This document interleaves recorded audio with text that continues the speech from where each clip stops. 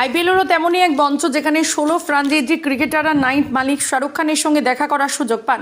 অনেক তরুণ cricketer কেকেআরের match থাকাকালীন শাহরুখ খানের সঙ্গে দেখা করার স্বপ্নও দেখেন। কেকেআর জিতুক বা হারুক, নাইট মালিক বরাবর তার টিমের সকল ক্রিকেটারদের মনোবল বাড়ান আর প্রতিপক্ষ দলের ক্রিকেটারদের সঙ্গে দেখাও করেন। ইডেনে মঙ্গলবার রাতেও সেই ছবি দেখা গিয়েছিল। রাজস্থান রয়্যালস টিমের ক্রিকেটার সাপোর্ট স্টাফদের সঙ্গে দেখা করেন এবং কথা বলেন শাহরুখ খান, আর তাতেই স্বপ্ন পূরণ হয়েছে রাজস্থান রয়্যালসের ওপেনার যশস্বী জয়সওয়ালেরও।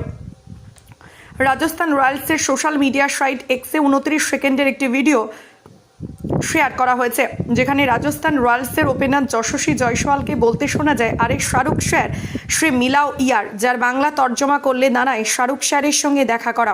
এই কথা বলার পর যশস্বীকে দেখা যায় কেকেআরের অঙ্গক্রিস রঘুবংশী সাকিব হোসেনদের পাশে গিয়ে দাঁড়াতে। এরপর শাহরুখ খান এগিয়ে যান যশস্বী জয়সওয়ালের দিকে।